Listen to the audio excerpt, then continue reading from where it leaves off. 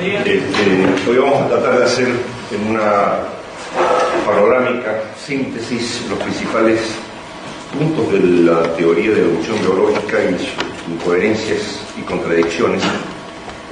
Ayer vimos la evolución química o biogénesis o arquebiopoiesis, es decir, de la no vida a la vida, a la célula. Ese fue un tema que no le preocupó a Darwin. Lo que Darwin, lo propiamente de Darwin es a partir de acá, de la célula hasta el hombre, digamos, por así decirlo.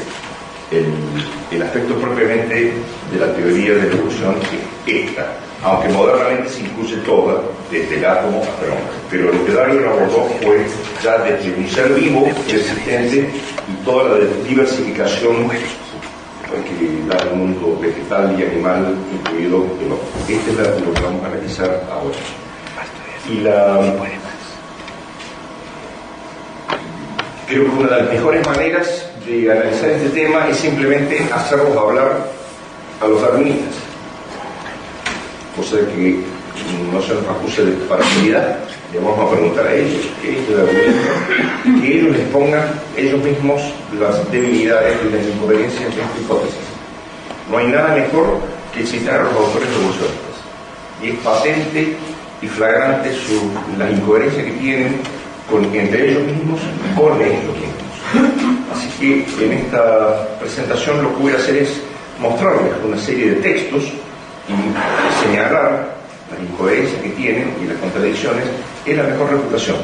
Como decía Chesterton, que él jamás había leído un libro de apologética católica y que se convirtió al catolicismo leyendo las tonterías, las contradicciones de los ateos y de los pensadores anticristianos.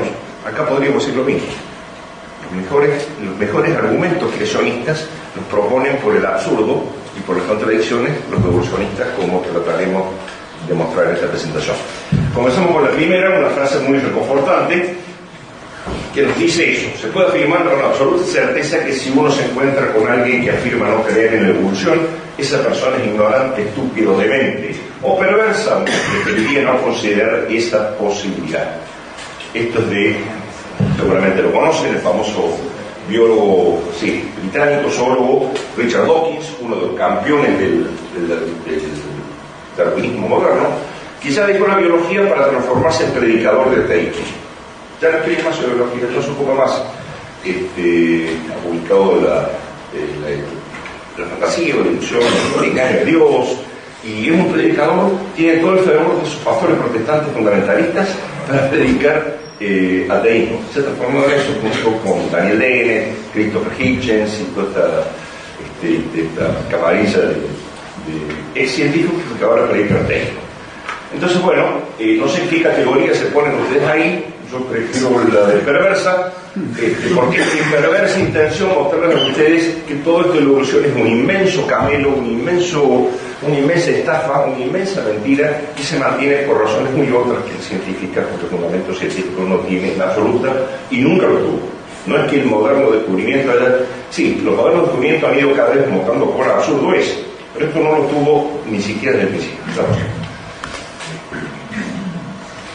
Lo primero que debemos hacer, y sobre todo ustedes jóvenes que tienen que hacer con sus amigos, con sus conocidos, es definir los términos. Porque el término evolución es tan ambiguo, puede significar cosas muy distintas para distintas personas. Por lo siguiente, lo primero que hay que hacer es definir los términos. Alguien dijo, aquel que se empeña en definir los términos es fascista. Y bueno, seremos fascistas, pero vamos a definir los términos, porque si no partimos de términos claros, el debate se transforma en un galimatías espantoso que nadie sabe dónde está parado. Entonces, vamos a definir qué es evolución. Pero antes vamos a definir qué no es evolución. Y la evolución no es simplemente cambio. Porque me dicen, pero ¿usted está en contra del cambio? No sé, ¿cómo puede ser? O si estás a favor del cambio, es evolucionista. No, distingamos. Cambio accidental o accidental. Cambio, nadie puede negar el cambio, ¿no es cierto?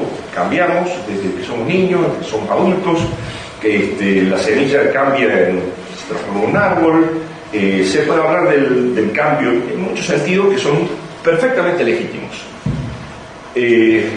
no es simplemente cambio, porque la táctica del enemigo es decir, bueno, vos negás el cambio, no, tú sos evolucionista. No, cuidado, ¿qué cambio estamos hablando? No es simplemente cambio, no es sinónimo de adaptación.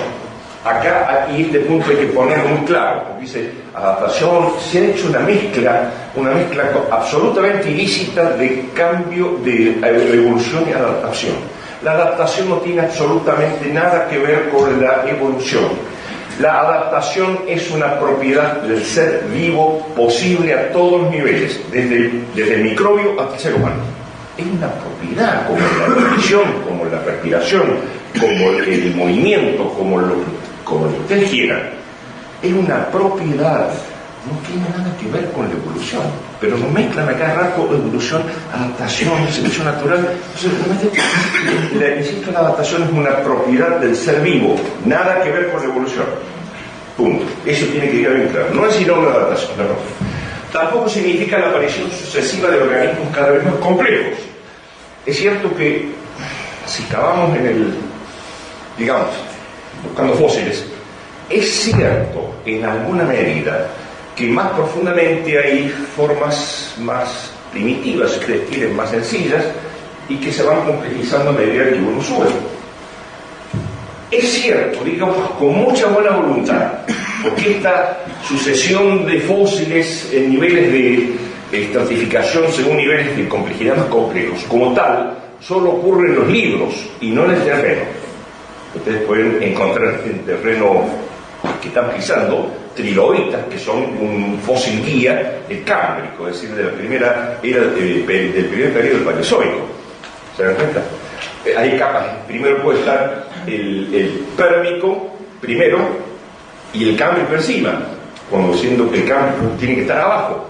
O sea que ese ordenamiento perfecto solo aparece en los libros de texto. Si no, tomen un martillito, una pequeña hachita y vayan a buscar fósiles en alguna zona montañosa, que los van a encontrar. Los trilobitas son muy típicos, muy característicos, fáciles de encontrar a flor de tierra. Pero eso es Cámbrico. Primero es el Paleozoico. Se supone que esos 500 millones de años atrás. ¿Se dan cuenta? Pero esto se doctora, es decir, se maquilla, se arregla para que aparezca como una columna perfectamente ordenada. Insisto, eso solo está en los libros de texto y no en el terreno. Pero aceptemos, como ayer habíamos aceptado una serie de cosas a los fines del argumento, vamos a aceptar que los organismos fueron apareciendo con niveles de organización cada vez más complejos. La teoría de la evolución no es eso, porque eso se conocía 100 años antes de Darwin. De hecho, el que hace la columna geológica más o menos es el gran paleontólogo francés Cuvier, Georges Cuvier, el fundador de la paleontología, quien ciertamente no era evolucionista, sino creacionista. Muere, lástima, un poco antes de muere allá por el 38, antes de Darwin, si no lo hubiera pulverizado Darwin, porque era un hombre, ese sí era un científico de primerísimo nivel. Insisto, el darwinismo no es la aparición sucesiva de niveles más complejos, sino la explicación causal de esa sucesión. El darwinismo dice esto de origen a esto, y esto de origen a esto, y esto de origen a esto. ¿Me explico? Ese es el meollo del darwinismo, no que aparezcan, porque insisto, se conocía 100 años antes de Darwin. Se hablaba de la postura de Cuvier, creaciones sucesivas, otros decían, bueno, hubo grandes cataclismos que hicieron que faunas de otros sitios del planeta aparecieran, y eso da la gradación. Lo que Darwin dice es que la forma inferior produce la superior, esta, que es inferior respecto a la superior, produce la otra. Es decir, es la conexión, la explicación causal de ese hecho, el meollo de la evolución. ¿Está claro este punto? Si no, lo vuelvo a repetir, no tiene que quedar ninguna duda. La evolución es una hipótesis según la cual todos los seres vivos, vegetales y animales, incluido el hombre, se habrían originado a partir de una o unas pocas formas vivientes originales por transformaciones, subrayar la palabra, transformaciones sucesivas, lentas y graduales. Este es un punto esencial del darwinismo. Tiene que ser lento y gradual.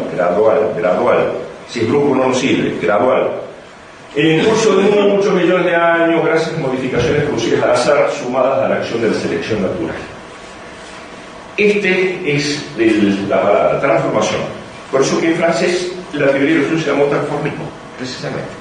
término más adecuado, como veremos mañana o pasado, para designar lo que Darwin tenía en mente de la palabra evolución, que significa en realidad semánticamente otra cosa. Insisto, subrayar transformaciones, subrayar millones de años, subrayar gradual. No puede ser brusco o saltatorio, porque si fuera brusco no habría diferencia entre el modelo evolucionista y creacionista. ¿Sí? Entonces tiene que ser gradual. Esta sería una hipótesis, una definición universalmente aceptada, diría yo, de la teoría de la evolución de Darwin. Esto implica transformación gradual de unas especies en otras. Transformación gradual de unas especies en otras. Transformación gradual de unas especies en otras. Descendencia común de todos los seres vivos. Famoso árbol de la vida que veremos después. Todos venimos de la bacteria primitiva. Todos. Aunque no lo crean, venimos todos. Así nos dice el darwinismo. Descendencia común de todos los seres vivos. Por consiguiente, continuidad genética desde la bacteria al hombre, sin solución de continuidad. Todos somos hijos de la bacteria primitiva. Ausencia de todo propósito, objetivo o finalidad en la naturaleza, y esto es subrayarlo en rojo, porque acá está el punto fundamental desde el ángulo de la filosofía de la naturaleza, que es lo que está en juego acá. Acá está el punto fundamental. El principio de finalidad, que es el punto que mayor consecuencia tiene desde el ángulo de la filosofía de la naturaleza, que es importante. Ausencia de todo propósito, objetivo o finalidad de la naturaleza, porque todo es producto del azar. Estas modificaciones, en la diapositiva anterior, habíamos visto que todo era producto de cambios al azar. Darwin no habló de mutaciones, porque en la época de Darwin no se conocía todavía genética. Pero al ser reinterpretada su teoría a la luz de la genética moderna, se interpretó que esas modificaciones al azar eran mutaciones, es decir, alteraciones al azar en el código genético. ¿Qué estatus epistemológico tiene la así llamada teoría de la evolución? Porque nos dicen enfáticamente la evolución es un hecho tan rotundo como, sí, tan indiscutible como la redondez de la Tierra, dicen varios descerebrados por ahí. La evolución no es un hecho en sí, algo que puede ser verificado por cualquier observador dentro de su área de conocimientos y según sus instrumentos de observación. Un hecho pertenece a la categoría del hecho la posibilidad de ser observado. Por supuesto, de acuerdo a los instrumentos que uno tiene y según los conocimientos que uno tiene, ¿no es cierto? Los objetos caen, eso es un hecho. Júpiter tiene 4 satélites mayores y varios menores. Los ácidos vienen al rojo el papel de tornasol. Esos son hechos que puede repetir cualquier persona aquí en la China, en Estados Unidos, en cualquier parte. Esos son hechos. La evolución no es un hecho, no se puede observar la evolución. Primera idea. Entonces, negar de entrada que sea un hecho, porque nos quieren apabullar con esto, es un hecho, no es un hecho. No se puede observar, no es un hecho. Tampoco es una teoría. Cuando hablamos de la teoría de evolución, como dice el título, es una concesión al lenguaje. ¿Sí? Hablamos de teoría, pero en sentido estricto, si vamos a hacer epistemología, no es una teoría, ya que sus postulados no pueden ser observados ni reconocidos experimentalmente. Y los dos pilares del método científico suponen observación del fenómeno y reproducción experimental. Si no podemos hacer eso, no hay teoría. Punto. Teoría en el sentido de ciencia dura. Te dirán, pero ¿y la historia no es una ciencia? Sí, bueno, es una ciencia, pero no es una ciencia natural. Y además la historia se basa en documentos escritos, cosas que no tenemos. O sea, la cosa se empieza a alejar del rigor de la ciencia dura. Insisto, tampoco es una teoría en sentido científico, ya que sus postulados no pueden ser observados ni reproducidos experimentalmente. La próxima. La evolución es una hipótesis, esa es la palabra correcta. Un postulado, es decir, algo que se propone. Un postulado, una conjetura, una suposición, un modelo que intenta explicar y correlacionar una serie de datos, lo cual transponer la perspectiva en una situación completamente diferente de forma especial. No es un hecho, no es una teoría, en una hipótesis, un postulado, una conjetura, una suposición, un modelo, lo que más les guste. Y ya estamos hablando de otra cosa muy bien. La próxima.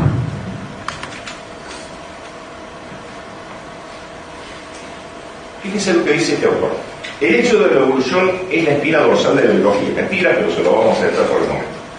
Y la biología está así en la peculiar posición de ser una ciencia fundada sobre una teoría no demostrada. ¿Es entonces una ciencia o una fe? La creencia en la teoría de la evolución es, por lo tanto, exactamente igual a la creencia en la creación especial. Fíjense que en un pequeño párrafo hay 4 contradicciones. Primero, el autor dice que la evolución es un hecho. Después dice que es una teoría, y una teoría no demostrada. Finalmente dice que es una creencia. Qué maravilla, ¿verdad? Que tener ingenio para meter 4 contradicciones en 6 renglones. Ahora, este no es un hombre cualquiera, ¿eh? No salió del boquero. Es Harrison Matthews, que un biólogo destacado de Inglaterra, tanto que así que tuvo a su cargo la redacción del prólogo de la edición de 1971 del origen de las especies. O sea que no estamos hablando de un cualquiera. Fíjense. Pero esto no es porque este hombre sea idiota, más allá de la grosería, no es por idiota que escribe esto, sino porque el que defiende un error necesariamente entra en contradicciones. Es imposible defender un error y no entrar en contradicciones. Por eso que este hombre, que sin duda debe ser inteligente, se larga 4 contradicciones flagrantes en 3 o en 4 o 5 párrafos, depende del tamaño que escribe la diapositiva. Sí, la próxima. He llegado a la conclusión de que el darwinismo no es una teoría científica contrastable, es decir, experimental, sino un programa metafísico de investigación, un posible marco de referencia para hipótesis científicamente evaluables. Y esto lo dice el epistemólogo, el filósofo de la ciencia más importante del siglo XX, que fue Karl Popper. Hago la salvedad de que Karl Popper es un heterodoxo, es agnóstico, pero en el tema de filosofía de la ciencia creo que se puede afirmar que fue el más brillante que hubo en el siglo XX. Filosofía de la ciencia. Era medio kantiano, esas cosas, pero el tema de filosofía de la ciencia fue brillante y él atacó 3 cosas que no se perdonan. Él dijo, el darwinismo, el marxismo pasa por ciencia y no es ciencia, es fantasía. El freudismo pasa por ciencia y tampoco es ciencia, es fantasía. Y el darwinismo pasa por ciencia y tampoco es ciencia. Es esto. Nunca se lo perdonaron a Popper. Esto lo cito a Popper solamente como filósofo de la ciencia, no como filósofo general, porque es un heterodoxo. Pero en este tema está brillante. Y él dice, no hay una teoría científica contrastable. Él era evolucionista. Él decía, bueno, yo creo que las cosas pueden haber sido más o menos desarrollándose desde un germen hacia adelante, pero sin duda que no es una teoría científica. Es la honestidad intelectual que llama la atención de Popper. No es, el criterio de él no es qué es verdad y qué no es verdad. Su tema como filósofo fue qué es ciencia y qué no es ciencia, el criterio de demarcación que se llama. Y él decía, solo ciencia es lo que eventualmente puede ser refutado, lo que puede ser falsable, se ha creado ese término. Si es irrefutable en sentido absoluto, no es ciencia. Karl Popper, vale la pena leer alguna cosa de Karl Popper por la reserva del caso. Claro. Esto es claramente de acuerdo con la aseveración hecha por Popper, en el sentido de la que realmente la eficacia de la evolución es que puede explicar cualquier cosa que uno quiera cambiando las variables. ¿Quién dice esto? El doctor Alex Fraser, que fue un gran biólogo. En el año 1966 se hizo en Filadelfia, en el Instituto Wistar, un meeting muy importante de biólogos y matemáticos para evaluar matemáticamente la teoría de la evolución. Y se armó un descalabro total, porque los matemáticos hicieron los tiempos no nos dan. De acuerdo a la frecuencia de mutaciones que ustedes dicen, los tiempos no nos dan. Entonces los biólogos, los darwinistas dijeron, revisen los números deben estar equivocados. El darwinismo no puede estar equivocado. Casi terminan tirándose la silla por la cabeza. Alex Fraser estaba ahí, y bueno, esto está publicado en el año 67, pero en el año 66, una maravilla, digamos, muy interesante leer las actas de este simposio, para ver el grado de agresividad que se llegó en ese momento. Cuando los matemáticos dijeron, los tiempos no dan, ni los multipliquemos por 10, los millones de años, no nos dan tiempo para las mutaciones favorables que ustedes hablan. Los biólogos reaccionaron como si lo hubieran mentado la madre. Es decir, furiosos, y se revisen los números. La matemática debe estar equivocada. El darwinismo no. Fe tan grande no se ha visto a menudo. No lo sé. Y acá dos autores muy famosos, Ehrlich y Birch, uno de la Universidad de California y otro de la Universidad de Perth en Australia, dice: nuestra teoría de la evolución biológica se ha transformado en algo que no puede ser refutado por ninguna observación posible. Está por consiguiente fuera de la ciencia empírica. Las ideas evolucionistas se han transformado en parte de un dogma aceptado por la mayoría de nosotros como parte de la experimentación. Dogma. Si me pasas la anterior, por favor. Puede explicar cualquier cosa. El darwinismo puede explicar cualquier cosa. Las jirafas sobrevivieron porque tienen cuello alto y pueden comer de la copa de los árboles, ¿verdad? Siendo esa la hipótesis egoísta. Y las ovejas sobrevivieron porque tienen cuello corto y pueden pastar del pastito del suelo. El toro sobrevivió porque tiene cuernos y por eso lo hace temible para sus enemigos. Y la vaca o algún animal sin cuernos sobrevivió porque precisamente no tiene cuernos. Los pájaros sobrevivieron porque tienen alas para volar, y los que no vuelan sobrevivieron precisamente porque no vuelan. Es decir, cualquier cosa es explicable dentro del darwinismo. No hay nada que el darwinismo no pueda explicar. Como decimos ayer, es como el marxismo. El marxismo tiene respuesta para todo. Más allá. Una teoría científica explica algunas cosas y otras no. El que tiene respuesta para todo es un charlatán.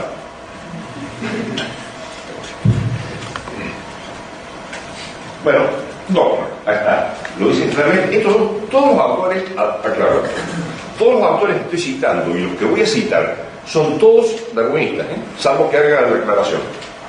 Son todos darwinistas y son todos, por lo menos, obispos de la iglesia darwinista. Es decir, de obispo y cardenales para arriba. Sí, todas autoridades indiscutidas en el tema, cosa que no se diga, bueno, estoy citando algún marginal por ahí, algún objeto suelto. No. Son todos darwinistas y son todos autoridades indiscutidas, que cualquiera que esté en tema los va a reconocer. Salvo que sea lo contrario, lo voy a decir. Si no, son todos darwinistas. Ehrlich y Birch son darwinistas, pero lo dicen claramente. Está fuera de la ciencia empírica, por favor. Hace años que venimos diciendo esto. Es un dogma. Un dogma que nos metieron en la cabeza el que éramos jovencitos, y ahí uno queda ya deteriorado mentalmente para siempre y termina evolucionando. ¿Qué pasó? Oh. ¿Se me escuchó la última parte? Si no levantaba una la voz. Que no sé. Gracias. Si estoy hablando muy fuerte, avísenme también. La presión.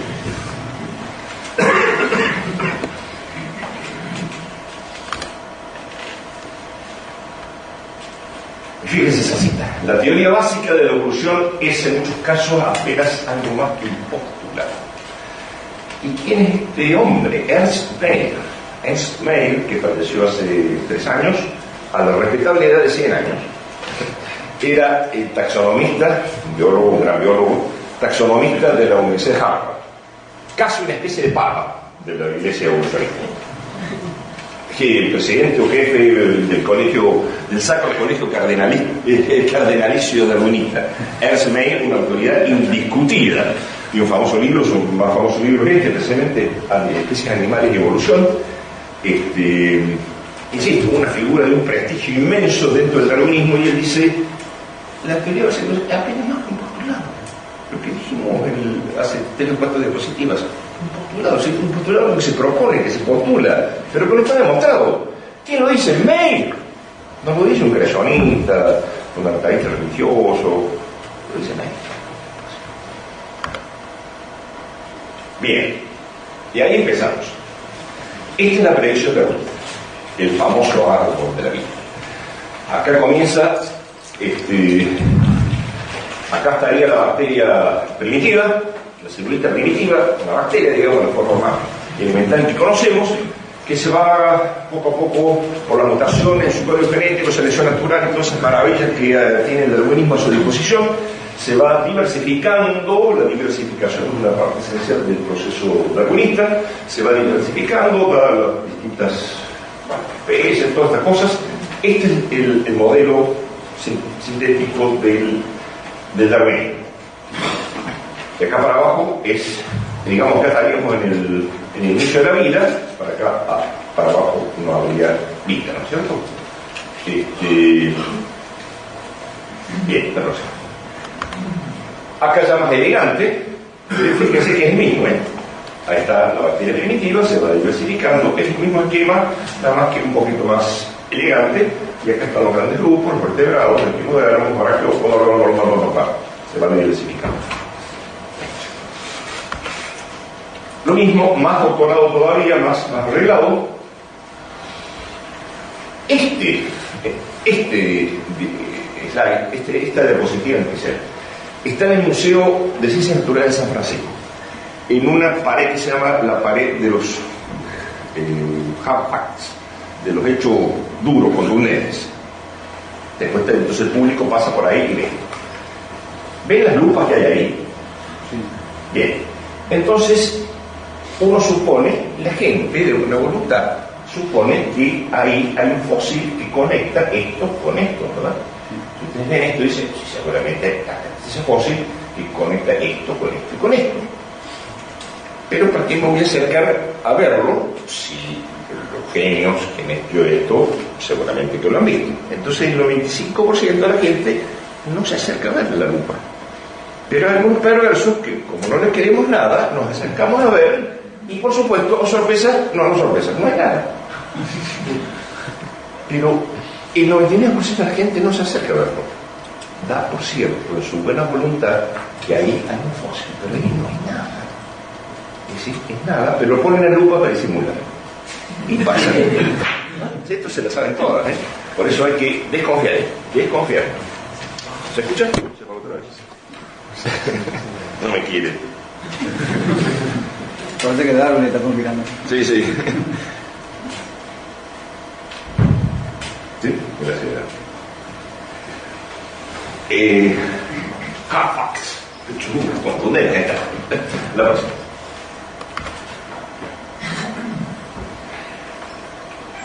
Vamos a volver para atrás. Fíjense que lo que hoy vemos es esto: especies y espacios. Hay especies y hay espacios. Sí, hay seres que podemos agrupar según ciertas semejanzas morfológicas o moleculares, y espacios o brechas vacías entre medio que permiten esta agrupación. No vemos un árbol, vemos más bien como un campo sembrado, o como una serie de árboles, digamos, si lo viéramos verticalmente, y si lo vemos horizontalmente, como un campo sembrado, ¿no es cierto?, con los surcos paralelos.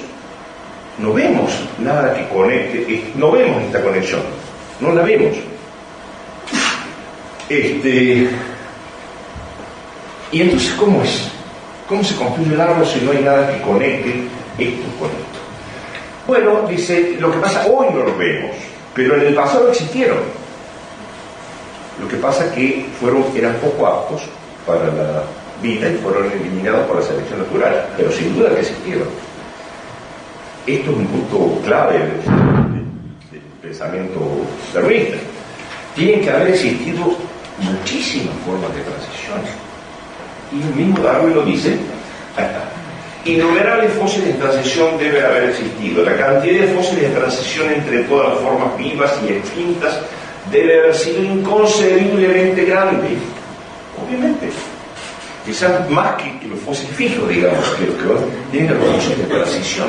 Tienen que haber sido millones, decía Darwin, lo dice en el origen del Génesis. ¿Dónde están ellos? Pero esto es un punto clave. Tiene que haber existido fósiles de transición. Si no, estamos hablando de creación por separada de la especie. ¿Se dan cuenta? Porque es grave el punto. Pero ¿qué nos dice la paleontología? Ahora vamos a la ciencia. Todo esto fue divagación darwinista hasta ahora. Ahora vamos a ver qué dice la ciencia. ¿Qué dicen los paleontólogos? Porque los paleontólogos y los biólogos y toda esta gente, cuando hablan como filósofos, como pseudofilósofos, como dan conferencias, cuando escriben en el National Geographic, o cuando aparecen en el Discovery Channel, dicen una cosa. Pero cuando hablan como especialistas, tienen que decir la verdad, porque hay otros especialistas que los están escuchando o leyendo. Entonces no pueden decir cualquier disparate, tienen que decir más o menos la verdad. Entonces vamos a ver qué dicen los paleontólogos y todos darwinistas, pero están obligados en su campo a decir la verdad. Sigue siendo cierto, como todos paleontólogos saben, que la mayoría de las nuevas especies, géneros y familias, especie, género, familia, son gradaciones de la sistemática, ¿no? Y prácticamente todas las categorías por encima del nivel de las familias, tipo clase, orden, aparecen en el registro fósil súbitamente, y no se derivan de otras por secuencias de transición graduales. ¿Se acuerdan de la palabra graduales? Y continuas. Él lo está negando.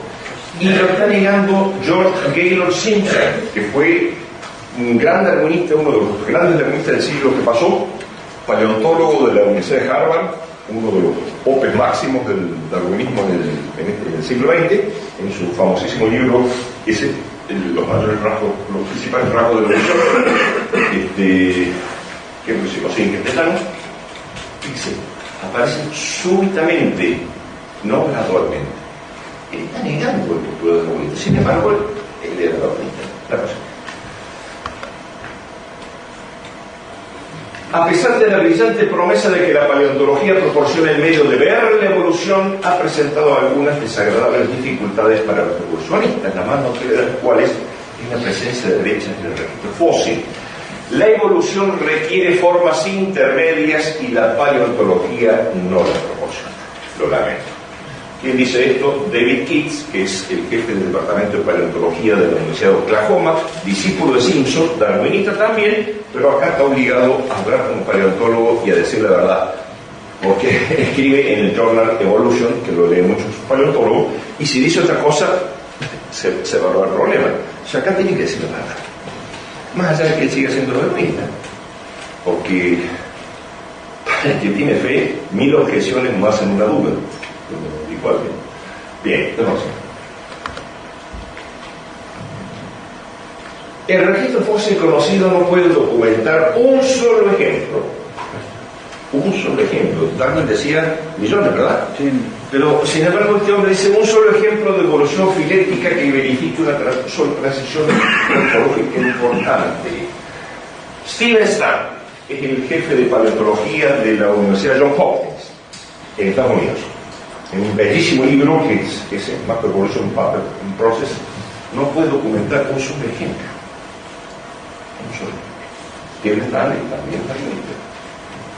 Pero él dice, cuando habla con patólogos, no tiene otra que decir esto que acaba de decir. La próxima.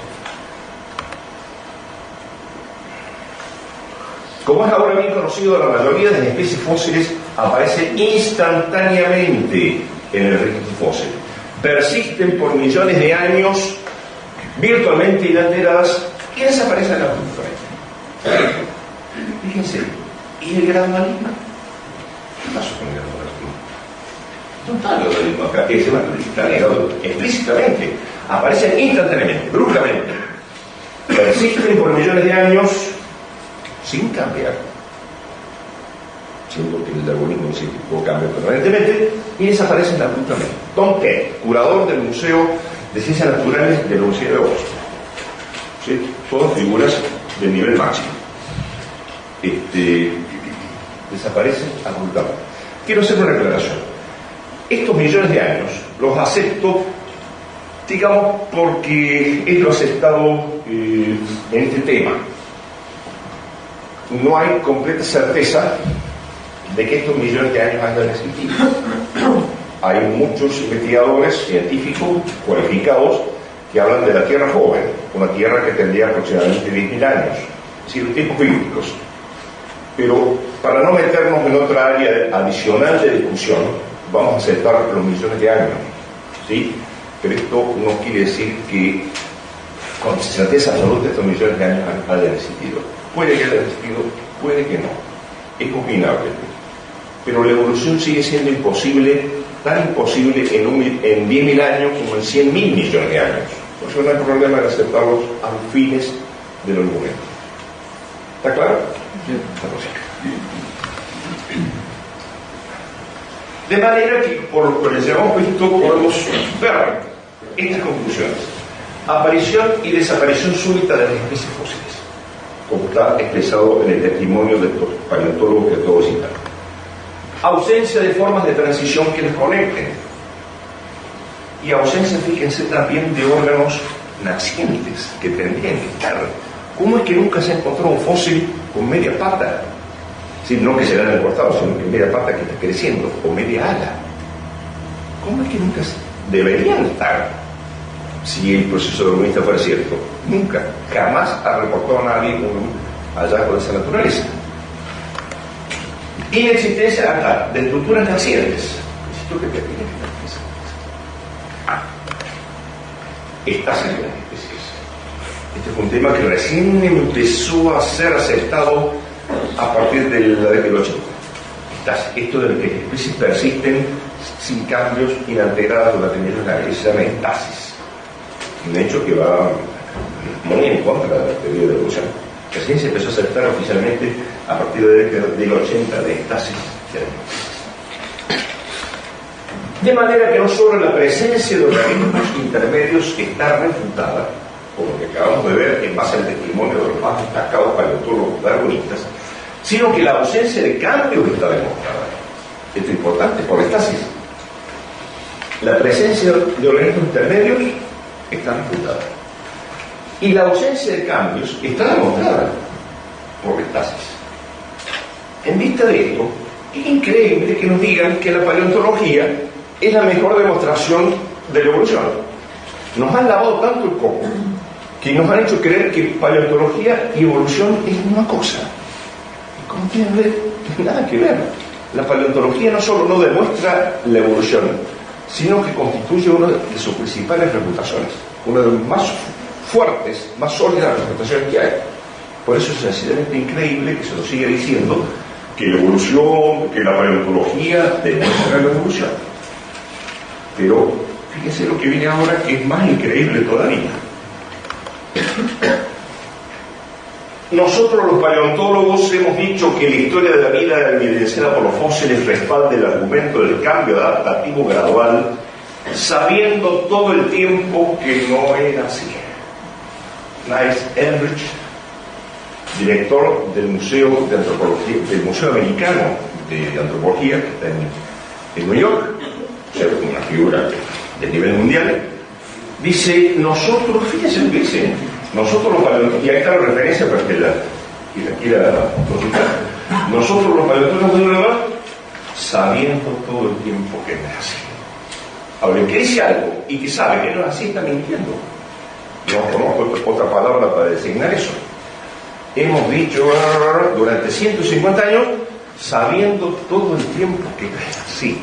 Así que nos han estado mintiendo, currando, como decimos acá en Argentina, descaradamente. Esto se llama seriedad científica.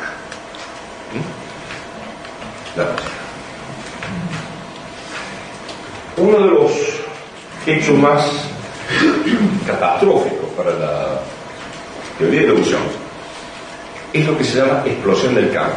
¿Recuerdan ustedes, de secundario, la época arcaica o azoica? No había vida, todo lado volcánica. Después comienza la era paleozoica, la primera era, ¿no es cierto? Paleo, antigua, zoica, vida, o sea, la vida más antigua, que comienza con el periodo cámbrico.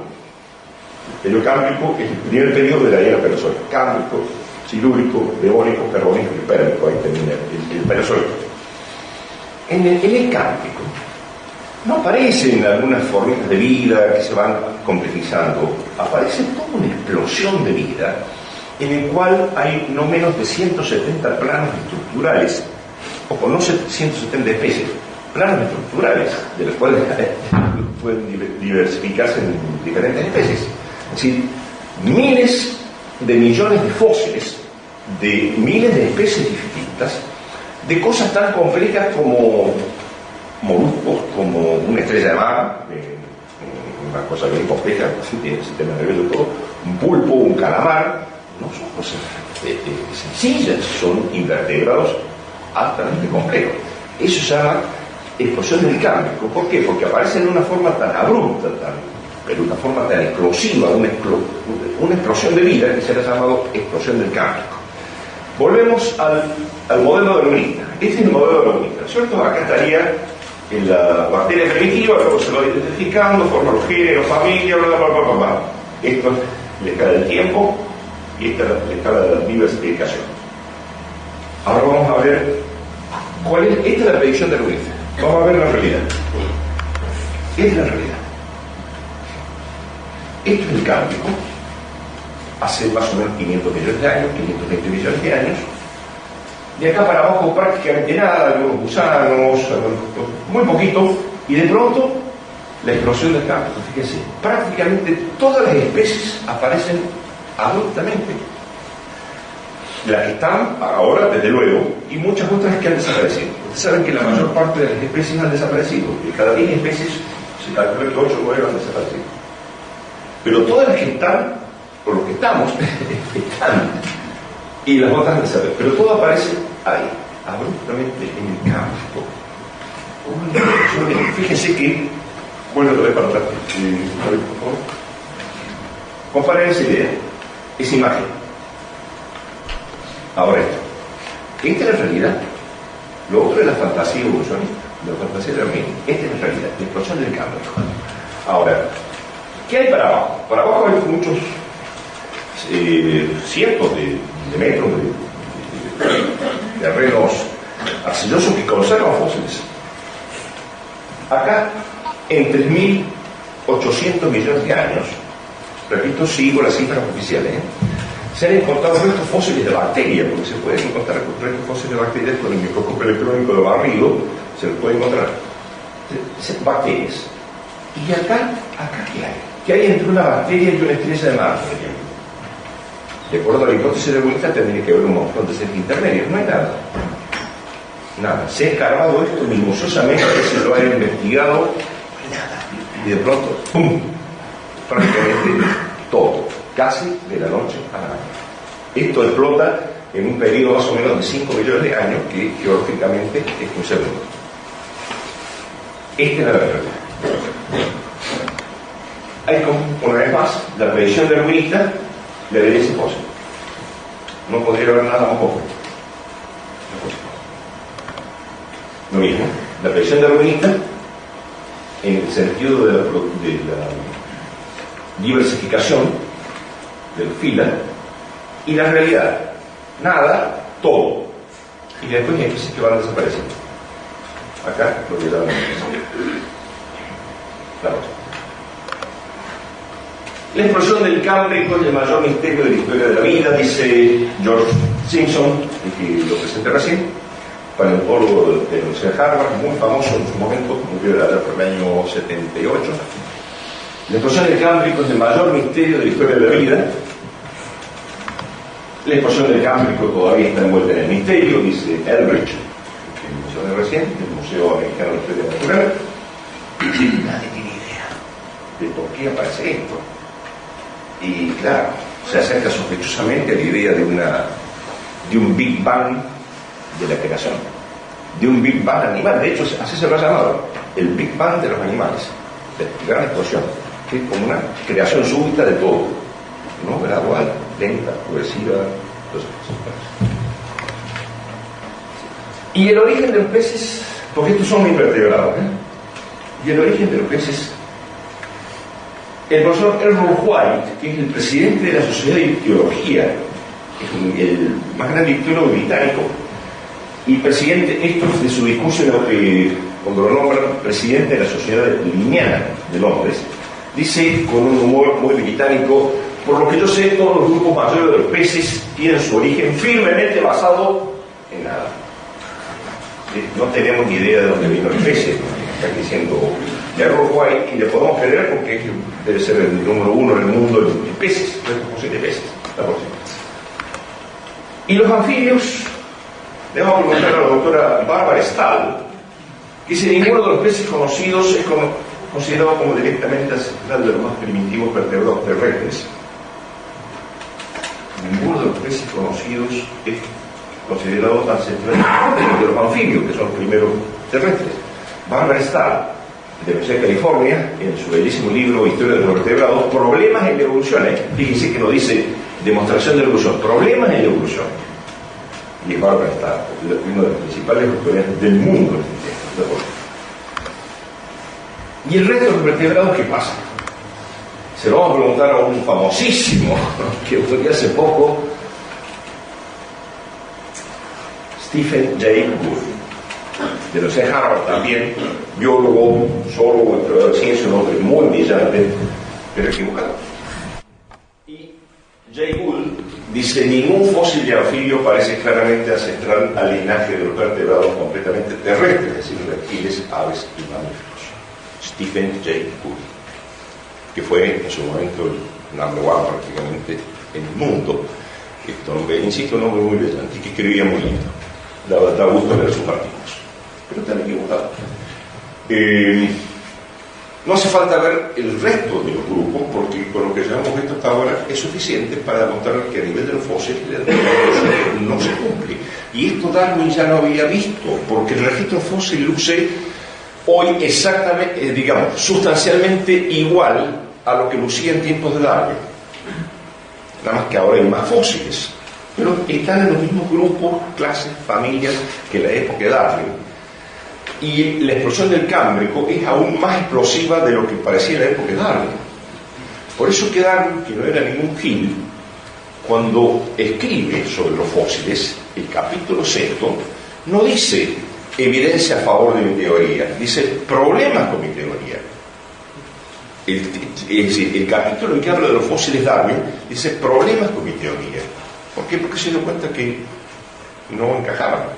Pero muy inteligentemente pateó la pelota para adelante y dijo: bueno, pero en el futuro sin duda va a haber mucho cuando se estudie. Dice: esto es porque el registro fósil está poco conocido, pero cuando se estudie más fósiles se va a ver claramente los fósiles intermedios. Han pasado 150 años de esa predicción. El registro fósil sigue siendo exactamente igual en la sustancia al que Darwin veía. Los fósiles intermedios son tan conspicuos por su ausencia hoy como lo eran en la época de Darwin. Ante este fracaso, ya obvio, hace algunos años, 20, 30 años, los darwinistas dijeron: bueno, ya que los fósiles no demuestran la evolución, vamos a ver otra forma, algún otro método hermenéutico para demostrar la teoría de la evolución. Y entonces apareció este tema de las filogenias moleculares, que suena muy científico, ¿no es cierto?, muy elegante. ¿En qué consiste esto de las filogenias moleculares?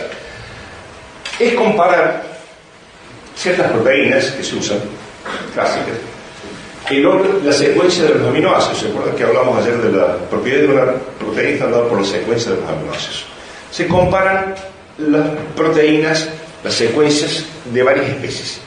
Y por las diferencias que hay entre los aminoácidos, se toma eso como un parámetro de proximidad o lejanía de parentesco. Cuanto más parecidas sean las dos moléculas de proteínas, se supone que están más cercanas al parentesco. Cuanto más diferencia en los aminoácidos, más lejano el parentesco. ¿Está claro? No. ¿Sí?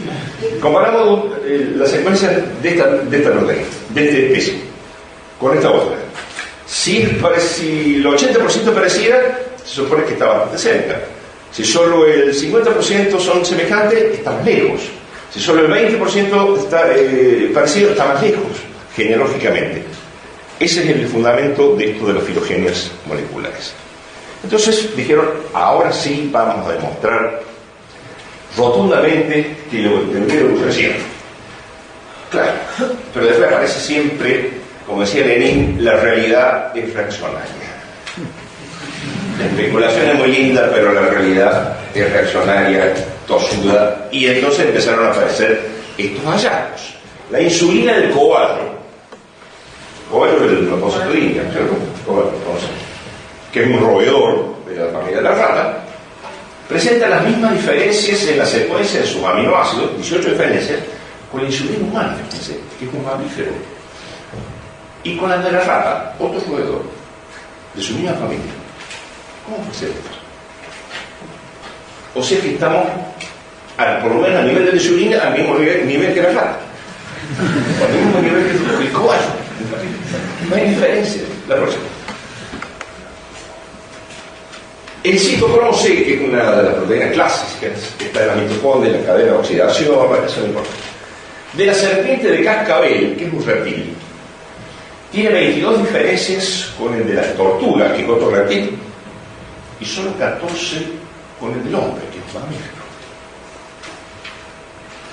Que hay muchos seres humanos que están más cerca de la serpiente de cascabel, eso también lo sabíamos ya de la serpiente en general, ya lo sabíamos por experiencia humana, ¿no es cierto? Pero ahora científicamente demostrado que estamos más cerca de la serpiente de cascabel que la tortuga, que otro reptil. ¿Cómo se explica esto?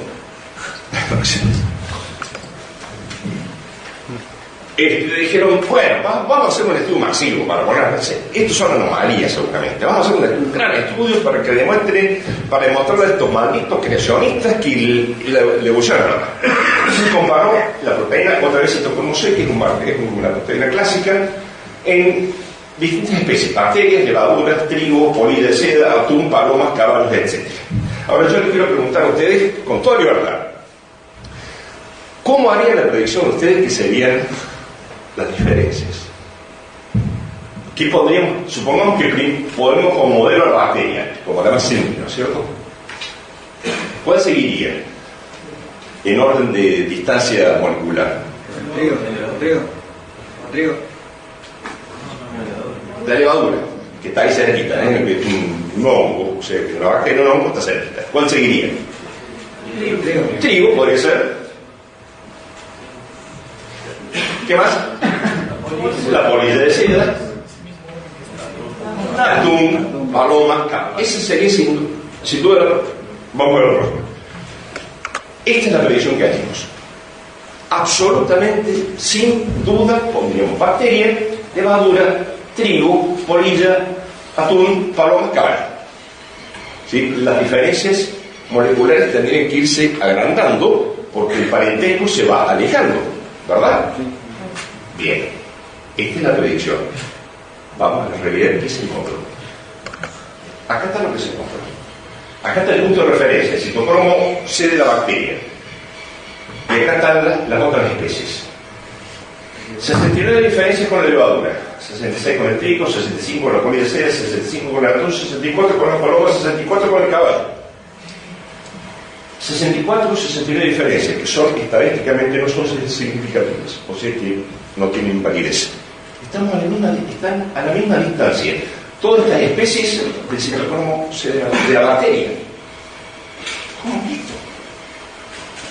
Esto es un golpe muy grande, porque demuestra que todo eso no sirve. La próxima.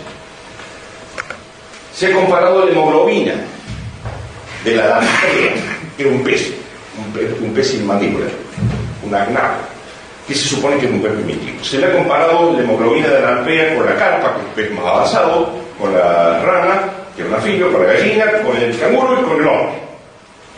Fíjense las diferencias. Prácticamente las mismas. Es más, el hombre, que es un placentario, está tan cerca, más cerca en realidad, de la lamprea que la carpa, otro pez, lo está de la lamprea. Estamos más cerca nosotros de la lamprea que la carpa, que otro pez. ¿Qué validez tiene todo esto? Hombre, seguir confundiendo a la gente. Hasta rotundamente el ejemplo. Desde el punto de la biología molecular comparada, que esto se llama, tampoco existen eslabones intermedios. Así como no existieron los fósiles, tampoco existen eslabones intermedios, que relacionarían las diferentes especies, sino que todos los seres vivos se agrupan en una forma circular y jerárquica, sin conexión alguna entre ellos. Hecho esto, que ya había sido advertido por Aristóteles, que lo vio claramente. Aristóteles describe esto, la agrupación circular jerárquica de los seres sin conexión entre ellos evolutiva. En Aristóteles. Ahí está. Vamos.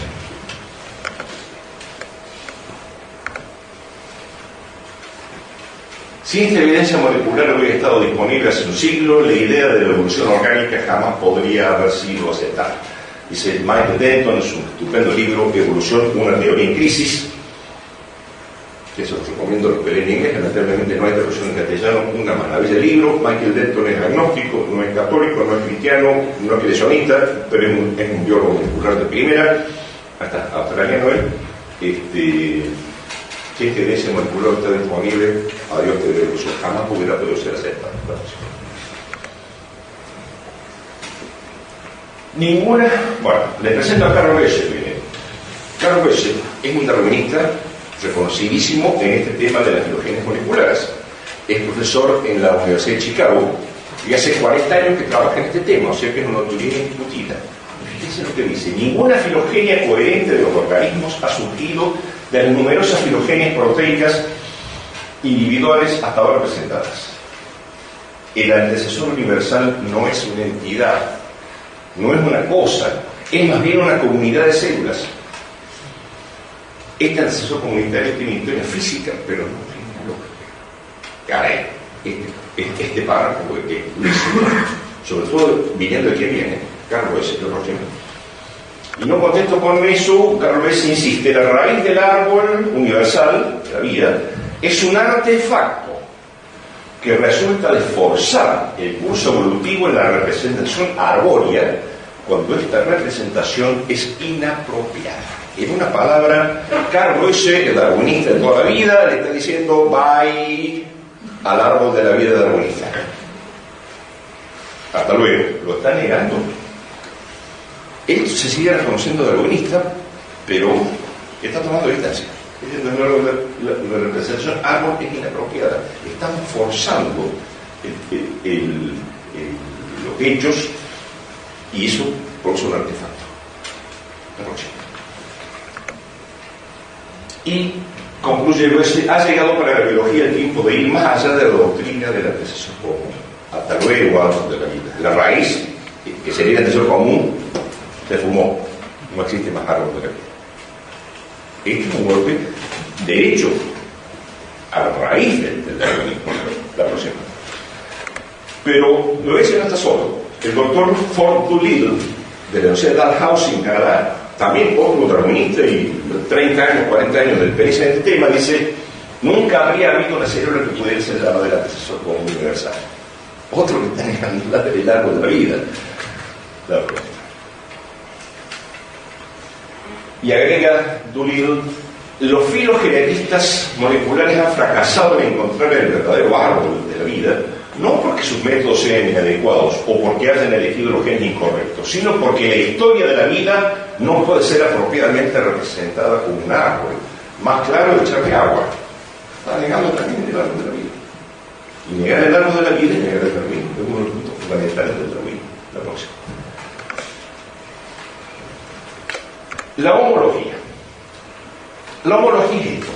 Si ustedes observan el brazo de un ser humano, de un gato, de una ballena y de un murciélago, van a ver un patrón semejante.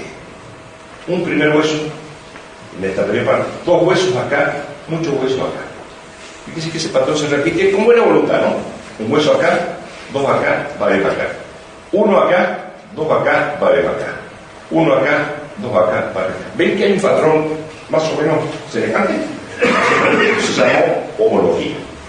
Los autores predarwinistas estaban perfectamente al tanto de esto de la homología, pero lo interpretaban como un arquetipo, una idea, un designio común que se encarnaba en distintas formas en diferentes organismos. Esta era la idea. Darwin hace una interpretación historicista y materialista de la homología, pues dice: no, esto es parecido porque vienen de un antecesor común.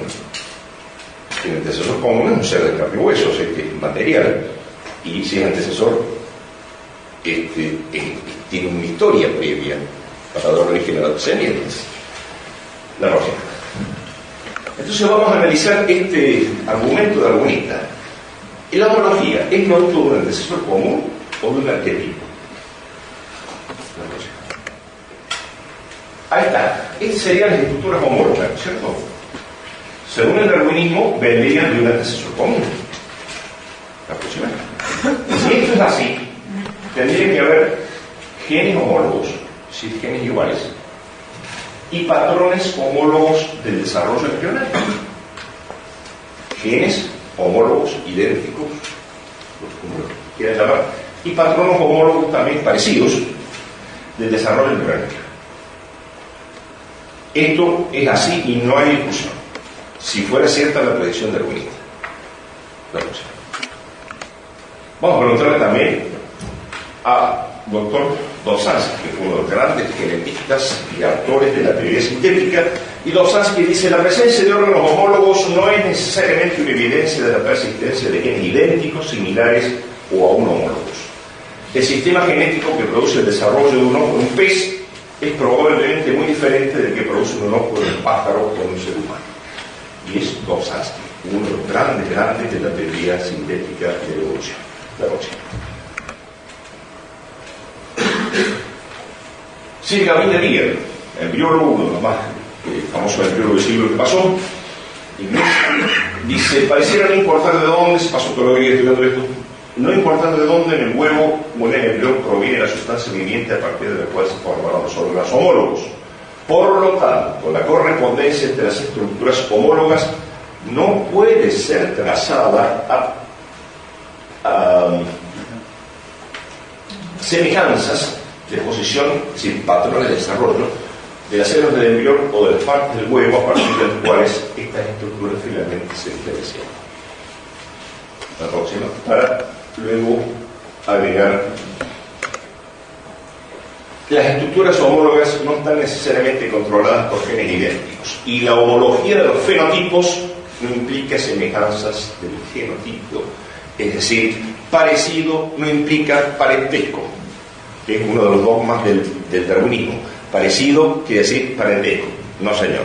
Parecido no implica necesariamente parentesco. Y acá me está diciendo Sir Gavin de Beer, uno de los principales embriólogos del siglo pasado, darwinista él, pero se dio cuenta de que no podía explicar este tema, por eso este es su obra final, la homología, un problema no resuelto. Y ahí está sin resolver, porque desde los postulados darwinistas no se puede resolver. Hay que volver al arquetipo, a la idea del arquetipo. La próxima.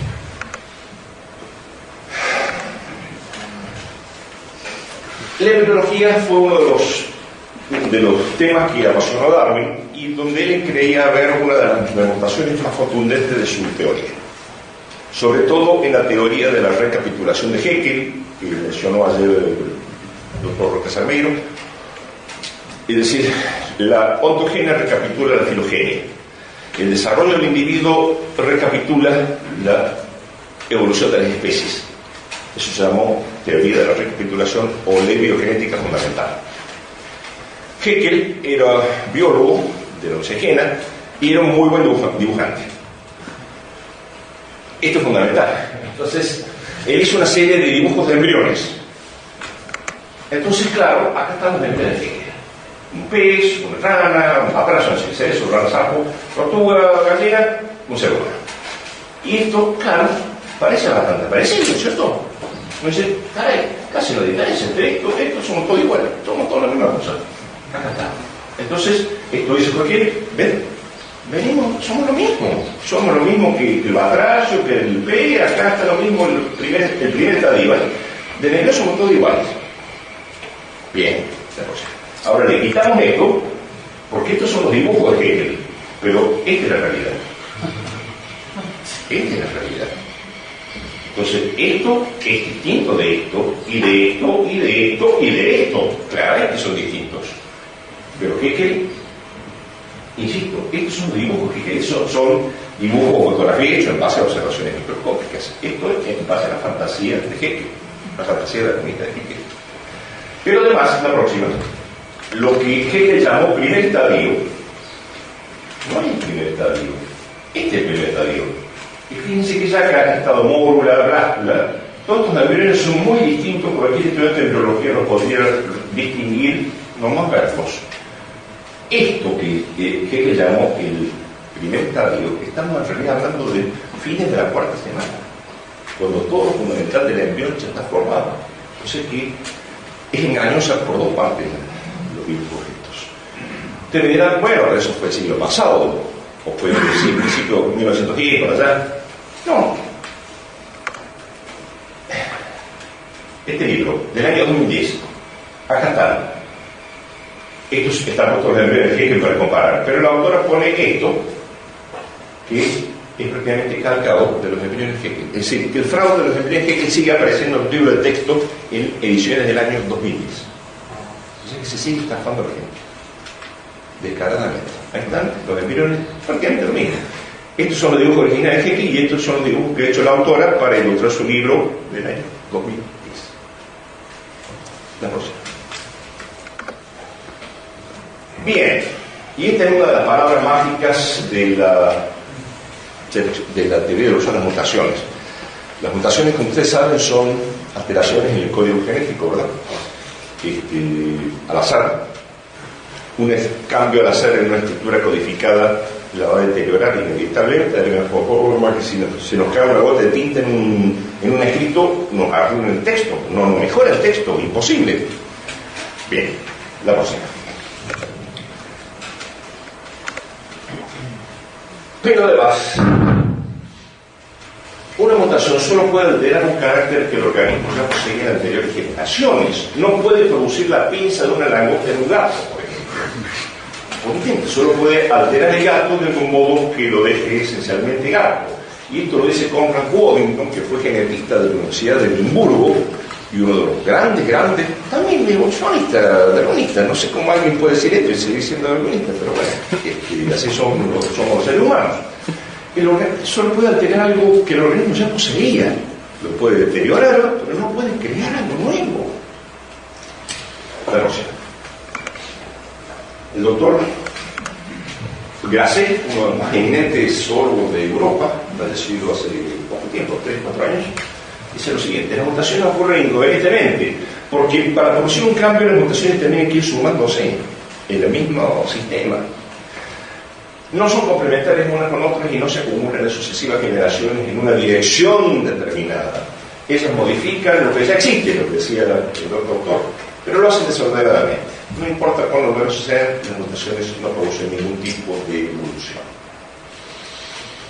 Pierre Paul Grasset, un libro estupendo de evolución de los organismos vivientes, uno de los más grandes biólogos zoólogos de Europa hasta el día de su muerte. La próxima.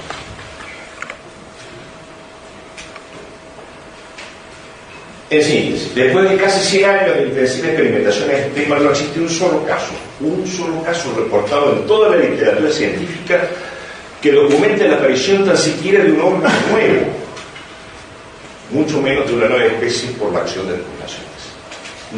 No existe. Si no, pregunten a los bolistas que le dé el dato. No existe. Después de 100 años de experimentar intensivamente con moscas, que poco tiempo se pueden analizar muchas generaciones. Así. La próxima.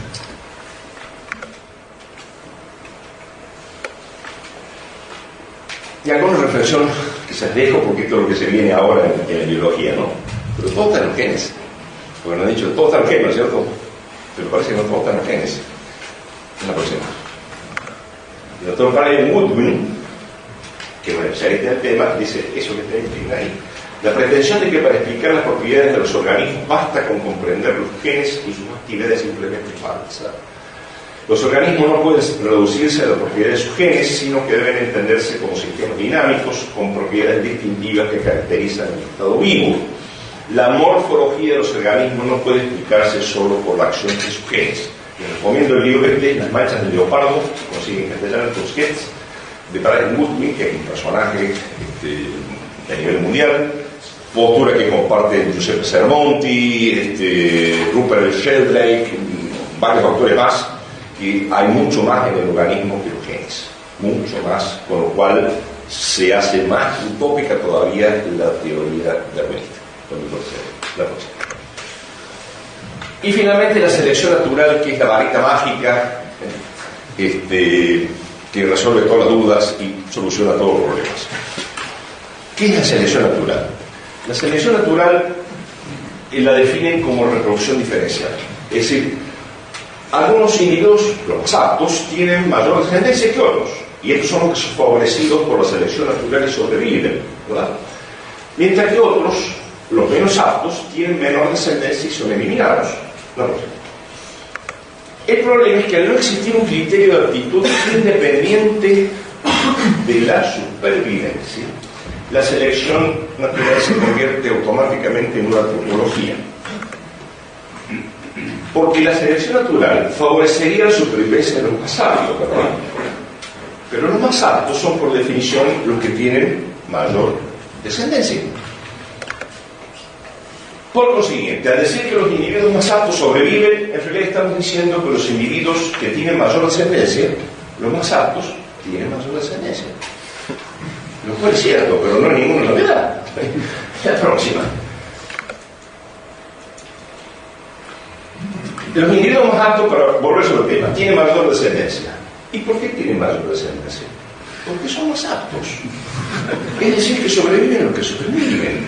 Esta tautología es obvia, pero es tan obvia que hasta algunos darwinistas la han visto, ¿sí? Y ya van a ver de quién estoy hablando. La selección natural resulta ser una inflexión más ajustada a una tautología. Vale decir, la aceleración de una asociación inevitable, aunque no reconocida previamente. Es especie que los individuos más aptos, definidos como aquellos que dejan mayor descendencia, dejarán mayor descendencia. Vaya por señor. Conrad Waddington. Es Waddington, ¿eh? No es ningún impresionista, no es ningún... No, es Waddington. El genetista que te nombré recién, darwinista es. ¿Cómo puede un autor decir esto y seguir siendo darwinista? Es un misterio que se me escapa. Pero ahí está Waddington hablando de la tautología darwinista. La próxima. Y ahí vemos más. Simpson mismo, la selección natural favorece la aptitud solo si definimos la aptitud como la capacidad de la mayor descendencia. Otra vez estamos en la tautología. La próxima. Aquellos individuos que tienen mayor descendencia son por definición los más altos, seguramente. Es Mayer, fíjense. La próxima.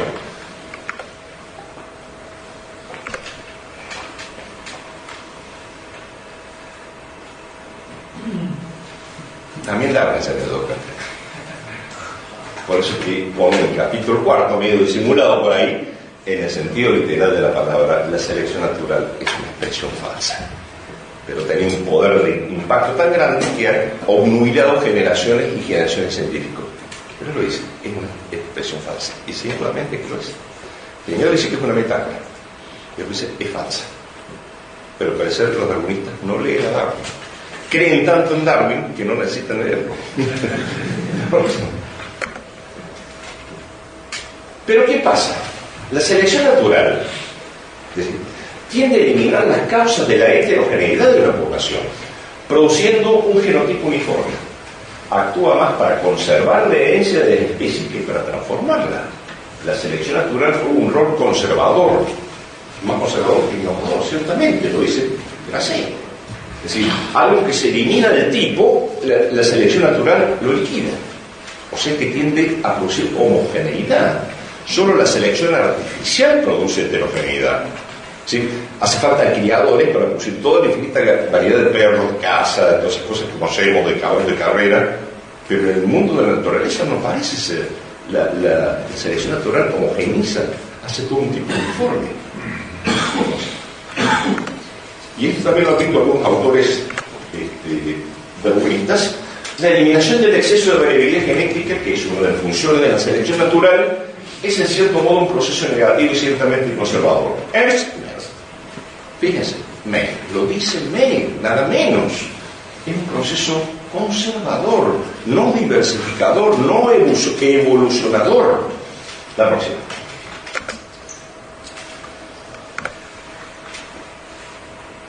Y acá está la palabra final. La evolución ocurre no tanto debido a la selección natural, sino en gran medida a pesar de ella. George William, que es un destacadísimo biólogo, profesor de la Universidad de Stony Brook en New York, dice, la selección natural ocurre La evolución ocurre a pesar de la selección natural. Estamos en un mundo de locos esto. La selección natural, que al principio era el arma más poderosa de la evolución, ahora resulta que es el enemigo de la evolución. Por eso les dije, no hay nada mejor que leer críticamente a los autores evolucionistas para ver las incoherencias. La próxima. Ya estamos terminando. No se preocupen.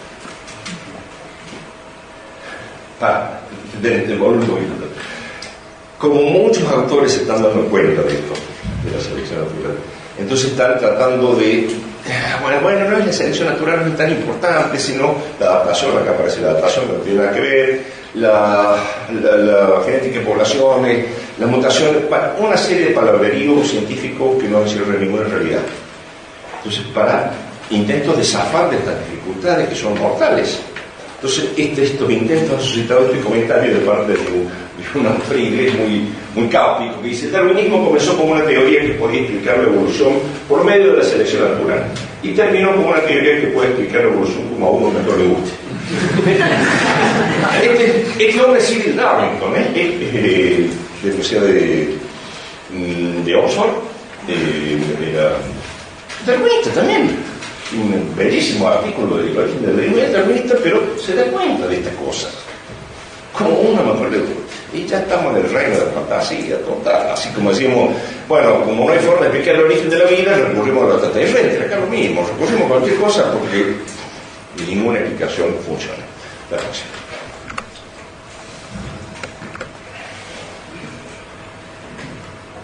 Y acá traemos a un gran maestro, el doctor Sermonti, genetista de la Universidad de Perugia, durante muchos años presidente de la Academia Europea de Genética, un sabio, realmente. Dice el doctor Sermonti: el darwinismo es una verdadera falsificación científica. Si me ha interesado combatirlo, no es porque se trate de una teoría falsa, hay tantas teorías falsas, sino porque el darwinismo constituye una falta de honradez. Ahí está. Dice así.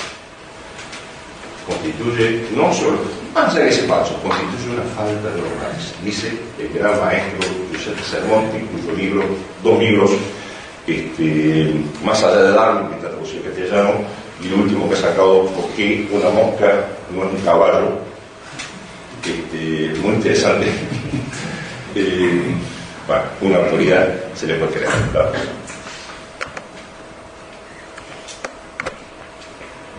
Y para finalizar, el testimonio de otro grande, el doctor Søren Loftrup, que es el jefe del Departamento de Biología de la Universidad de Uppsala, en Suecia, una gran figura, y dice Søren Loftrup: creo que algún día el mito darwinista será considerado como el más grande engaño en la historia de la ciencia. El más grande engaño en la historia de la ciencia. Modestamente, suscribo completamente lo que dicen Sermonti y Loftrup, y espero que ustedes y yo también veamos este mito derrumbado cuanto antes. Gracias a Dios.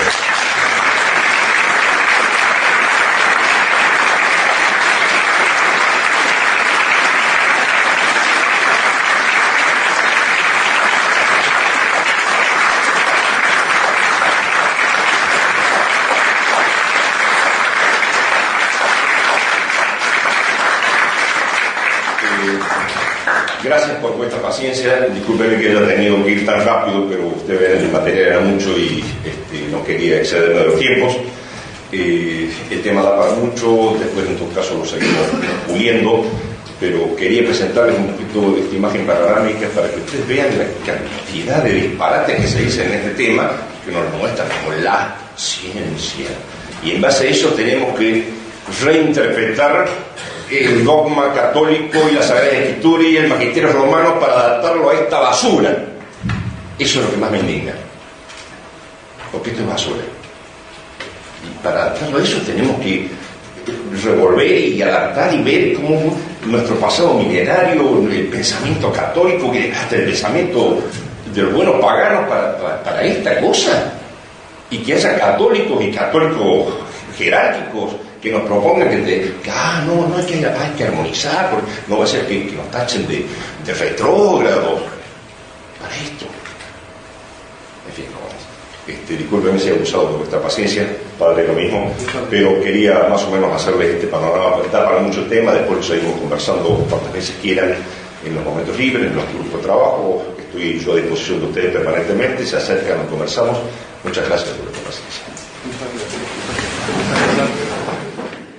Ya cambia, se transforma en un árbol, se puede hablar del cambio en muchos sentidos que son perfectamente legítimos. No es simplemente cambio, porque la táctica del enemigo es decir, bueno, vos negás el cambio, no, antes sos revolucionista. No, cuidado, ¿qué cambio estamos hablando? No es simplemente cambio, no es sinónimo de adaptación. Acá, aquí este punto hay que ponerlo muy claro, porque dice adaptación, se ha hecho una mezcla absolutamente ilícita de cambio, de evolución y adaptación. La adaptación no tiene absolutamente nada que ver con la evolución. La adaptación es una propiedad del ser vivo posible a todos los niveles, desde el microbio hasta el ser humano. Es una propiedad, como la nutrición, como la respiración, como el movimiento, como lo que ustedes quieran. Es una propiedad, no tiene nada que ver con la evolución, pero nos mezclan acá rato evolución, adaptación, selección natural. Entonces, insisto, la adaptación es una propiedad del ser vivo, nada que ver con la evolución. Punto. Eso tiene que quedar bien claro. No es sinónimo de adaptación, no. Tampoco significa la aparición sucesiva de organismos cada vez más complejos. Es cierto que si cavamos buscando fósiles, es cierto en alguna medida que más profundamente hay formas más primitivas, si ustedes quieren, más sencillas, y que se van complejizando a medida que uno sube. Es cierto, digamos, con mucha buena voluntad, porque esta sucesión de fósiles en niveles de estratificación según niveles de complejidad más complejos, como tal, solo ocurre en los libros y no en el terreno. Ustedes pueden encontrar en el terreno que están pisando trilobitas, que son un fósil guía del Cámbrico, es decir, de la primera era del primer periodo del Paleozoico. ¿Se dan cuenta? Hay capas. Primero puede estar el Pérmico primero y el Cámbrico encima, cuando siendo que el Cámbrico tiene que estar abajo. O sea que ese ordenamiento perfecto solo aparece en los libros de texto. Si no, tomen un martillito, una pequeña hachita y vayan a buscar fósiles que deberían no considerar esa posibilidad. Esto es seguramente lo conocen, el famoso biólogo, británico, zoólogo Richard Dawkins, uno de los campeones del darwinismo moderno, quizá dejó la biología para transformarse en predicador de ateísmo. Ya no escribe más sobre biología, entonces un poco más ha publicado la fantasía, la ilusión, el engaño de Dios, y es un predicador, tiene todo el fervor de sus pastores protestantes fundamentalistas para predicar ateísmo. Se transformó en eso junto con Daniel Dennett, Christopher Hitchens y toda esta camarilla de ex científicos que ahora predican ateísmo. Entonces, bueno, no sé en qué categoría se ponen ustedes ahí. Yo prefiero la de perversa, porque es mi perversa intención mostrarles a ustedes que todo esto de la evolución es un inmenso camelo, una inmensa estafa, una inmensa mentira que se mantiene por razones muy otras que el científico, cuyo fundamento científico no tiene en absoluta y nunca lo tuvo. No es que el moderno descubrimiento sí, los modernos descubrimientos han ido cada vez mostrando cuán absurdo es, pero esto no lo tuvo ni siquiera desde el principio. ¿Sabes? Lo primero que debemos hacer, y sobre todo ustedes jóvenes que tienen que hacer con sus amigos, con sus conocidos, es definir los términos. Porque el término evolución es tan ambiguo, puede significar cosas muy distintas para distintas personas. Por lo siguiente, lo primero que hay que hacer es definir los términos. Alguien dijo, aquel que se empeña en definir los términos es fascista. Y bueno, seremos fascistas, pero vamos a definir los términos, porque si no partimos de términos claros, el debate se transforma en un galimatías espantoso que nadie sabe dónde está parado. Entonces, vamos a definir qué es evolución. Pero antes vamos a definir qué no es evolución. Y la evolución no es simplemente cambio. Porque me dicen, pero ¿usted está en contra del cambio? No sé, ¿cómo puede ser? O si estás a favor del cambio es evolucionista. No, distingamos. Cambio accidental hace poco, ¿no es cierto? Cambio, nadie puede negar el cambio, ¿no es cierto? Cambiamos desde que somos niños, desde que somos adultos, que las semillas en algunas zonas montañosas que lo van a encontrar, los trilobites son muy típicos, muy característicos, fácil de encontrar a flor de tierra. Pero eso es cámbrico, primero es el paleozoico, se supone que esos 500 millones de años atrás, ¿se dan cuenta? Pero esto se doctora, es decir, se maquilla, se arregla para que aparezca como una columna perfectamente ordenada. Insisto, eso solo está en los libros de texto y no en el terreno.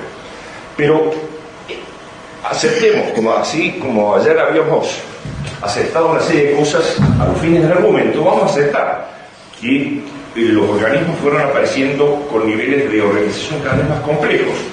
La teoría de la evolución no es eso, porque eso se conocía 100 años antes de Darwin. De hecho, el que hace la columna geológica más o menos es el gran paleontólogo francés Cuvier, Georges Cuvier, el fundador de la paleontología, quien ciertamente no era evolucionista, sino creacionista. Muere, lástima, un poco antes de morir allá por el 38, antes de Darwin, si no lo hubiera pulverizado Darwin, porque era un hombre, ese sí era un científico de primerísimo nivel. Insisto, el darwinismo no es la aparición sucesiva de niveles más complejos, sino la explicación causal de esa sucesión. El darwinismo dice esto de origen a esto, y esto de origen a esto, y esto de origen a esto. ¿Me explico? Ese es el meollo del darwinismo, no que aparezcan, porque, insisto, se conocía 100 años antes de Darwin. Se hablaba de la postura de Cuvier, creaciones sucesivas, otros decían, bueno, hubo grandes cataclismos que hicieron que faunas de otros sitios del planeta aparecieran, y eso da la gradación. Lo que Darwin dice es que la forma inferior produce la superior, esta, que es inferior respecto a la superior, produce la otra. Es decir, es la conexión, la explicación causal de ese hecho, el meollo de la evolución. ¿Está claro este punto? Si no, lo vuelvo a repetir, porque no tiene que quedar ninguna duda. La evolución es una hipótesis según la cual todos los seres vivos, vegetales y animales, incluido el hombre, se habrían originado a partir de una o unas pocas formas vivientes originales por transformaciones, subrayar la palabra, transformaciones sucesivas, lentas y graduales. Este es un punto esencial del darwinismo. Tiene que ser lento y gradual. Si es brusco no nos sirve, gradual. En el curso de muchos millones de años, gracias a modificaciones producidas al azar, sumadas a la acción de la selección natural. Este es la palabra, transformación. Por eso que en francés la teoría de la evolución se llamó transformismo, precisamente. Término más adecuado, como veremos mañana o pasado, para designar lo que Darwin tenía en mente de la palabra evolución, que significa en realidad semánticamente otra cosa. Insisto, subrayar transformaciones, subrayar millones de años, subrayar gradual. No puede ser brusco o saltatorio, porque si fuera brusco no habría diferencia entre el modelo evolucionista y creacionista. ¿Sí? Pues tiene que ser gradual. Esta sería una hipótesis, una definición universalmente aceptada, diría yo, de la teoría de la evolución de Darwin. Esto implica transformación gradual de unas especies en otras. Transformación gradual de unas especies en otras. Transformación gradual de unas especies en otras. Descendencia común de todos los seres vivos. Famoso árbol de la vida que veremos después. Todos venimos de la bacteria primitiva. Todos. Aunque no lo crean, venimos todos. Así nos dice el darwinismo. Descendencia común de todos los seres vivos. Por consiguiente, continuidad genética desde la bacteria al hombre, sin solución de continuidad. Todos somos hijos de la bacteria primitiva. Ausencia de todo propósito, objetivo o finalidad de la naturaleza, y esto subrayarlo en rojo, porque acá está el punto fundamental desde el ángulo de la filosofía de la naturaleza, que es lo que está en juego acá. Acá está el punto fundamental. El principio de finalidad, que es el punto que mayor consecuencia tiene desde el ángulo de la filosofía de la naturaleza, que es importante. Ausencia de todo propósito, objetivo o finalidad de la naturaleza, porque todo es producto del azar. estas modificaciones, perdón, en la diapositiva anterior, habíamos visto que todo era producto de cambios al azar. Darwin no habló de mutaciones. Hoy vamos a tratar de hacer en una panorámica síntesis los principales puntos de la teoría de la evolución biológica y sus incoherencias y contradicciones. Ayer vimos la evolución química o biogénesis o arquebiopoiesis, es decir, de la no vida a la vida, a la célula. Ese fue un tema que no le preocupó a Darwin. Lo que Darwin, lo propiamente de Darwin es a partir de la célula hasta el hombre, digamos, por así decirlo. El aspecto propiamente de la teoría de la evolución es esta, aunque modernamente se incluye toda, desde el átomo hasta el hombre. Pero lo que Darwin abordó fue ya desde un ser vivo y existente y toda la diversificación que da el mundo vegetal y animal, incluido el hombre. Este es lo que vamos a analizar ahora. Y creo que una de las mejores maneras de analizar este tema es simplemente hacerlos hablar a los darwinistas, cosa que no se nos acuse de parcialidad. Le vamos a preguntar a ellos qué es el darwinismo, que ellos les pongan ellos mismos las debilidades y las incoherencias de esta hipótesis. No hay nada mejor que citar a los autores evolucionistas, y es patente y flagrante las incoherencias que tienen entre ellos mismos y con ellos mismos. Así que en esta presentación lo que voy a hacer es mostrarles una serie de textos y señalar las incoherencias que tienen y las contradicciones. Es la mejor reputación. Como decía Chesterton, que él jamás había leído un libro de apologética católica y que se convirtió al catolicismo leyendo las tonterías, las contradicciones de los ateos y de los pensadores anticristianos. Acá podríamos decir lo mismo. Los mejores argumentos creacionistas los proponen por el absurdo y por las contradicciones los evolucionistas, como trataremos de mostrar en esta presentación. Comenzamos con la primera, una frase muy reconfortante que nos dice eso: se puede afirmar con absoluta certeza que si uno se encuentra con alguien que afirma no creer en la evolución, esa persona es ignorante, estúpido, demente o perversa.